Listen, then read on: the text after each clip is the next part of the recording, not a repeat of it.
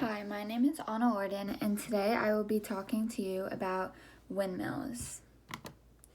Okay, so the first ever windmill was created in Siestan, Persia, AD 915, and this windmill was also known as a Pinomi windmill. And the Pinomi windmill was used for grinding grain and also for moving water.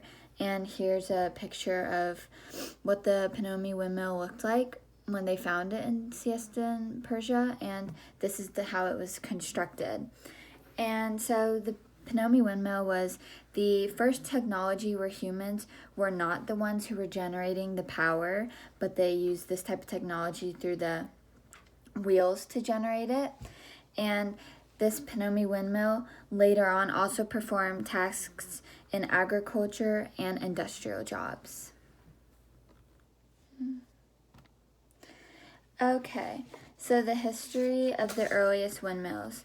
So this black and white image on the left is what people know as an organ, and this type of windmill was created in Greece by the Heron of Alexandria, and he used this windmill to produce sounds in this musical instrument also known as the organ. And then we also have this image pictured here, and this was found in, or these can still be found in Tibet and China, and these are types of wheels that can spin, and people call them prayer wheels, so technically they're not windmills, but windmills also originated from this idea. If you can see this image. Okay, and so now we have windmills coming to Europe. So the two main places that windmills were found were in the Netherlands and England, and the windmills' main tasks in the Netherlands and England was grinding grain and moving water, also what the Pinomi windmill did. And both of these images are found in England. And these windmills also later on became used for more agricultural and industrial projects once people got the hang of how they worked and things like that. And windmills were actually later on brought to the US as well for we can see types of windmills here, not these specific types, but they were brought to the United States by immigrants, and the main uses for windmills in the United States is for electricity and water distribution. Okay, so in this next slide, we have the types of windmills. So there's actually two types of windmills. Here, it just shows the vertical types, but there's also the horizontal windmills, and these windmills are actually rarely used, especially anymore. And so it's a horizontal windmill because the fan is placed horizontally, and it's the oldest type of windmill that was created. But then we have the vertical windmills, which are the most common and the most popular. So the vertical windmills were used for many tasks, which can be grinding grain, moving water, and even specific tasks such as cutting wood. And okay, so these are the four main types of vertical windmills. And so the first one is known as the post-mill windmill. And as you can kind of see from this picture, it's one of the earliest windmills that were created. And its frame is created from wood. And it was built between the 12th and 19th century. And so pretty much this is the large solid post on top helps to the fan to move. And the inside is all pretty much hollowed out because it allows for it to hold the machinery for milling, and which you can see here, those are all the types of machinery that's held inside of the windmill. Okay, and so then we have this image here, and this is very similar to the post-mill windmill, but this is called the hollow post-mill windmill. And so the hollow post-mill windmill has a total hollow body, which is kind of confusing to see here, but the body is totally hollow, and this allows it to be easier to house for the central shaft of the windmill. And here the milling machinery is placed on the inside, but here milling machinery, which isn't pictured in the image, is placed outside or behind the windmill even.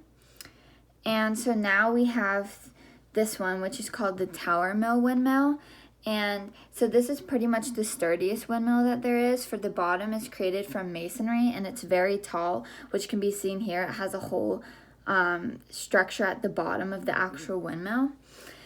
And so the cap is, this one's also the most efficient, for the cap is adjustable, so it can attend to the different like wind speeds that are currently happening depending on the weather outside.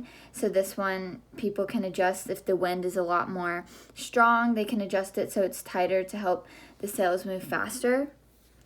And so this one also, it allows for a much higher and wider blades on the windmill, because this whole post allows the windmill to hold up that strong equipment. And so then we have this last one, which is known as the smock mill. And so pretty much the smock mill is where the lower half is created from 2 brick posts, unlike this one, and the top half is mainly created from light wood, so it's a much lighter windmill. And the outside wooden frame is covered in things such as tar, paper, or sheet metal, which allow it to become like indestructible, so like the weather and like rain and stuff like don't like erode it as easily. And it also, as opposed to this one, it can function on less stable grounds because it's not as heavy like this one where it can't, because it'll like fall through and things like that. Okay, so now we have windmills' main uses today. For we don't usually see, especially here in the United States, we don't see those previous windmills, but we have these 2 types, this one and this one. Okay, so the left, black and white, this is known as a wind pump. They also have different names than windmills, but they're technically the same thing. So this one is a wind pump, and this one helps to move water for agricultural reasons, or it can even help, in this image seen here, dig water up from deep wells, which a lot of people use it here for. And this one is the second most common in the United States. For this one is the most common, and you see these anytime you're just driving like down the countryside, you can see these either in the water in like big grass fields. And so these are known as electricity turbines, and they are used to generate power, which like a lot of homes and like buildings in the United States get generated by these types of equipment. Okay, and so now this is my favorite part. Okay, so windmills in the Netherlands. These are the types of windmills, like when you think of windmills in the Netherlands, those are the type of windmills people mainly think of. And so the windmills came to the Netherlands in the 11th century, and there are over 1,000 windmills in the Netherlands in this point of time. And so the Netherlands actually has dedicated the most amount of land to windmills than any other country in the world. And you can see all these types of windmills when you visit there, such as the Kinderdijk, which is where my family and I have visited multiple times to see all the different structures and history of the windmills. And so the main purpose of windmills in the Netherlands is to pump out water out of the lowlands, which can then farmers can then use that land to farm on, because the Netherlands is below sea level, which is why they created dikes in the first place, to build more land on top of the land they already had. So these windmills help to take water outside of that land, which makes the land better for farmers and for farming. And so these are 2 famous windmills in the Netherlands. We have this image here, is known as the Molen des Otter. And the Molen des Otter's main task is for drainage, which you can see here. It's placed right alongside a big body of water. And then this one is one that I visited with my family, and this one is known as the Molen de Valk. And this one's main purpose is for grinding grain. And so yeah, those are 2 main attractions that people, tourists or even civilians living in the Netherlands, can go to visit as many times as they want. Okay, and so National Mill Day was actually yesterday and Saturday, and it happens every second Saturday and Sunday in May. And so National Mill Day is when 600 windmills and watermills will be opened up to the public, like whether these are just people living in the Netherlands or tourists can come here as well.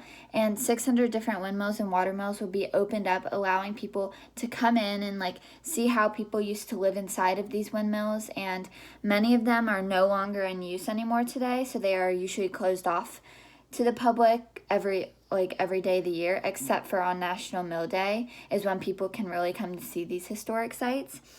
And yeah, and so like as you can see in all of these images, like different people or like multiple people are coming to like visit these windmills on National Mill Day. And I personally have never visited National Mill Day, but it seems very interesting and fun, and just kind of for people to like see really like their nationality and what their country is all about, which is through the use of windmills. And so yes, this is my PowerPoint on windmills, and I hope you enjoyed.